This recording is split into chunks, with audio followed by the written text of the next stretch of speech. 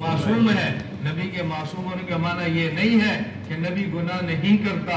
معصوم ہونے کا معنی یہ ہے اللہ اپنے نبی سے گناہ نہیں ہونے دیتا. معصوم کا معنی یہ نہیں ہے کہ نبی گناہ نہیں کرتا. معصوم کا معنی اللہ اپنے نبی سے گناہ نہیں ہونے دیتا. گناہ سے بچنا اور ہے، گناہ سے بچانا اور ہے، گناہ نہ کرنا اور ہے، گناہ نہ کرنے دینا اور ہے. ہمارا اہل سنت کا عقیدہ ہے جو اللہ نبی کے سر پہ تاج نبوت سجاتا ہے وہ اللہ اپنے اسی نبی کو ہر قسم کے گناہ سے بچاتا ہے. ہر قسم کے گناہ سے بچاتا ہے. کیوں؟ اس لیے بات سمجھنا، نبی انتخاب خدا ہوتا ہے. نبی انتخاب خدا ہوتا ہے. اگر نبی کے اوپر گناہ کا الزام لگے تو الزام نبی پر نہیں ہے، الزام خدا پر لگتا ہے کہ آپ نے کس کو نبی بنایا. اعتراض خدا پر ہوتا ہے. اس لیے اللہ اپنے نبی کو گناہوں سے پاک رکھتا ہے. میں سمجھانے کے لیے ایک مثال دیتا ہوں، بات اچھی طرح سن لو. رسول اکرم صلی اللہ علیہ وسلم کی 11 ازواج مطہرات میں سے تنہا زوجہ مطہرہ ام المومنین امی عائشہ رضی اللہ تعالی عنہا پر الزام لگا ہے. جب امی عائشہ پر الزام لگا ہے، آپ قرآن پڑھ لو، حدیث پڑھ لو، پیغمبر کی زندگی دیکھ لو. امی عائشہ پر بہتان لگا ہے. رسول اکرم صلی اللہ علیہ وسلم صفائی نہیں دے رہے، اللہ کے نبی صفائی نہیں دے رہے.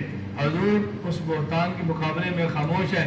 میری بیوی پر کوئی الزام لگائے تو میں صفائی دیتا ہوں، میں میدان میں آتا ہوں، میں بولتا ہوں بھائی میں نے سوچ سمجھ کر نکاح کیا ہے، میں نے ایسے نہیں کیا. اللہ کے نبی کی بیوی پر اعتراض ہو رہا ہے، نبی خاموش ہے. وجہ اللہ کے نبی فرماتے ہیں ما تزوجت بشیء من نسائی ولا زوجت بشیء من بناتی الا بوحی جاء به جبرائیل. میں نے کسی کی بیٹی سے اپنا نکاح مرضی سے نہیں کیا، اللہ کے فیصلے سے کیا ہے.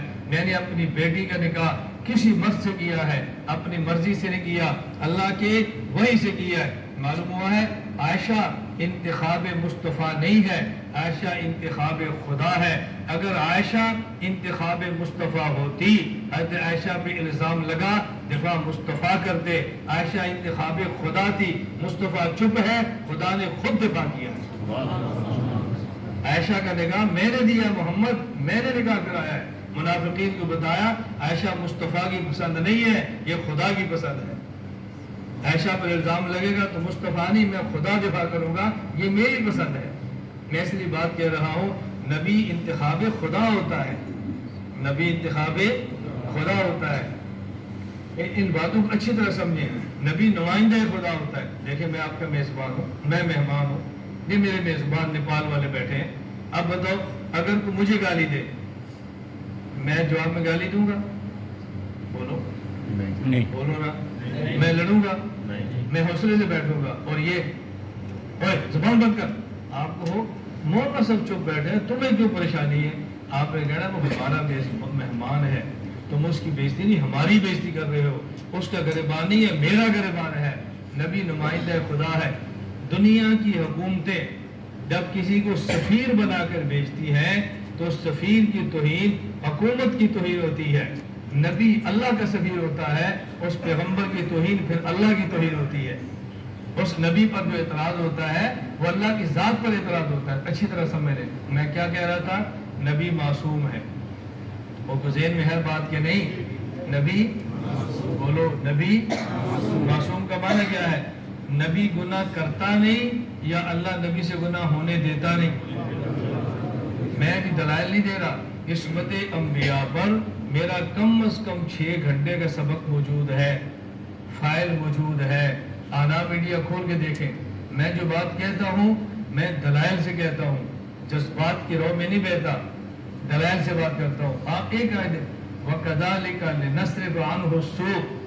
حضرت یوسف علیہ السلام کو زلیخا دعوت گناہ دے رہی ہے، یوسف بچ نہیں رہے، اللہ بچا رہے ہیں. فرمایا كَذَلِكَ لِنَصْرِفَ عَنْهُ السُّوءَ. ہم نے یوسف کے قریب گناہ نہیں جانے دیا، ہم نے نہیں جانے دیا. یوسف نے تو بچنا ہی تھا، میں اللہ بچا رہا ہوں.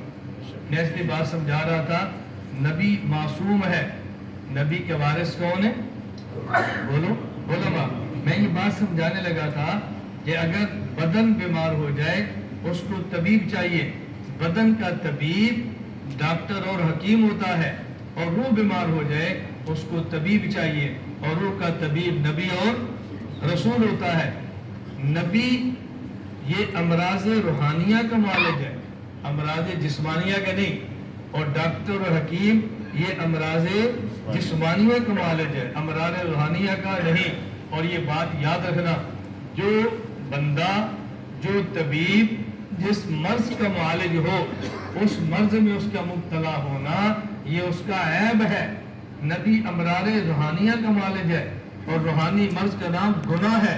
पैगंबर अगर गुनाहों का इलाज करके खुद गुनाह करे, ये नबी का ऐब है। इसलिए अल्लाह नबी को मर्ज रूहानी से पाक रखते हैं।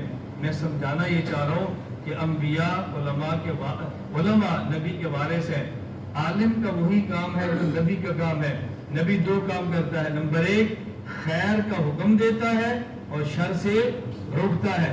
जिस तरह जिस्मानी मर्ज का मालिक, आप शुगर के मरीज हैं, आप हकीम के पास चले जाओ, हकीम आपसे कहेगा ये खाना, ये दवाई लेना, क्या करना, ये दवाई, परहेज नहीं, परहेज छोड़ो, आम भी खा लो, खजूर भी खा लो। आगे कैसा हकीम है, इलाज शुगर का कर रहा है, क्या कह रहा है, आम भी खा लो, खजूर भी खा लो, शहद भी पी लो, मिठाई भी खा लो। ये कैसा हकीम है? आप मजाक समझेंगे या नहीं?